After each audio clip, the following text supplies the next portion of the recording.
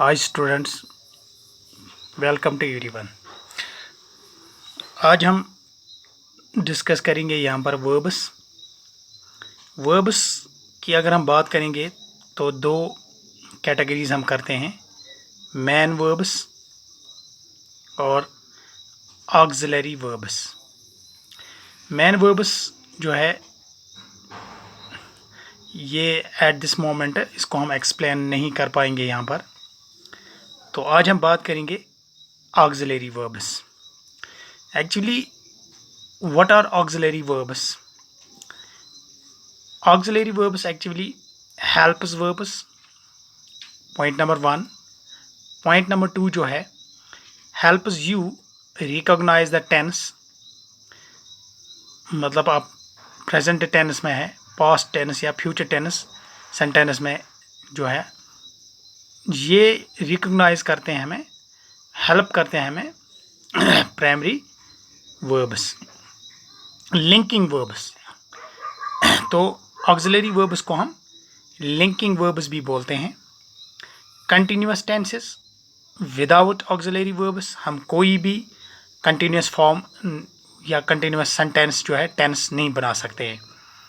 Perfect tenses, तो auxiliary verbs without auxiliary verbs perfect tense जो है it is impossible. Negative present past simple, यानी auxiliary verbs जो हैं इनको हम नेगेटिव प्रेजेंट सिंपल हो या नेगेटिव पास्ट सिंपल हो वहाँ पर भी इनका इस्तेमाल होता है, और क्वेश्चंस बनाने में भी हम ऑक्सिलरी वर्ब्स का इस्तेमाल करते हैं। तो फिर ऑक्सिलरी वर्ब्स जो हैं ये यहाँ पर ये पॉइंट्स मैंने आपको दिखाए। तो ऑक्सिलरी वर्ब्स एक्चुअली फिर इनको भी हम आगे दो ग्रुप्स में बांटते हैं। मेनली ऑक्सिलरी वर्ब्स जो है, जैसे मैं आपको अभी बताता हूँ, प्राइमरी वर्ब्स, मॉडल वर्ब्स। तो प्राइमरी वर्ब्स जो है इसको हम तीन ग्रुप्स में बांटते हैं। एक को हम बोलते हैं बी फॉर्म्स, डू फॉर्म्स और हैव। तो बी फॉर्म्स में क्या है, क्या आता है, एम, इज और। Am present singular, is present singular और present plural, was past singular, were past plural, been being. उसके बाद डू में क्या क्या आता है, do, does, did, done, doing. Have, has, had, having. ये प्राइमरी वर्ब्स भी इनको हम बोलते हैं, हेल्पिंग वर्ब्स भी बोलते हैं। तो प्राइमरी वर्ब्स में बी की फॉर्म्स जैसे आपको ये मैंने दिखाए हैं, डू और हैव। इंटरेस्टिंग बात ये है कि इन सभी के साथ आप नॉट का इस्तेमाल करते हैं। तो यहाँ पर आप नॉट लगा दीजिए, तो यहाँ पर भी, यहाँ पर भी, यहाँ पर भी, यहाँ पर भी, ठीक। इसी तरह डू, नॉट, जैसे अभी यहाँ हमने बोला था नेगेटिव प्रेजेंट सिंपल और नेगेटिव पास्ट सिंपल, तो डू और डिड का इस्तेमाल होता है या डज का इस्तेमाल भी होता है। तो यहाँ पर भी हम नॉट इन सब इनके साथ इस्तेमाल करते हैं। यहाँ पर भी इनके साथ नॉट आएगा। तो इनको हम 24 फ्रेंड्स ऑफ नॉट, ये 24 आनी चाहिए, इनको हम 24 फ्रेंड्स ऑफ नॉट भी बोलते हैं। 1 2 3 4 5 6 7 8 9 10 11 12 13 14 15 16, रेस्ट जो रह गए वो होंगे मॉडल वर्ब्स। तो ये हैं प्राइमरी वर्ब्स। अब मॉडल्स की बात करेंगे हम। तो मॉडल्स में क्या क्या आता है, will, would, shall, should, can, could, may, might। इसी तरह मे माइट, उसके बाद है मस्ट, और रेस्ट है ought to,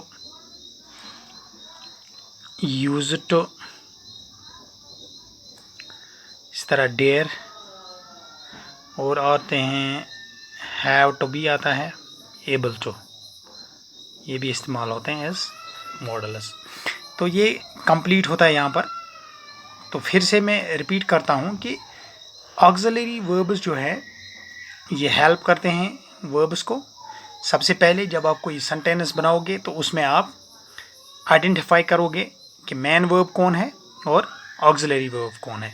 तो अगर आपको ये ऑक्सिलरी वर्ब्स अंडरस्टैंड हो जाएंगे और अंडरस्टैंड के बाद आप इनको मेमोराइज़ करिए, और मेमोराइज़ करने के बाद कोई भी सेंटेंस जब आप के सामने आएगा तो आप क्या कीजिए कि एक क्लिक है, एक बेस्ट क्लिक ये है, या क्लू जो है या हिंट जो हम इसको कह सकते हैं कि ये जो भी सेंटेंस आएगा उसमें मेन वर्ब होगा और उसमें ऑक्सिलरी वर्ब होगा। तो जब भी आपको मेन वर्ब आइडेंटिफाई करना हो तो ये आफ्टर ऑक्सिलरी वर्ब होगा। मिसाल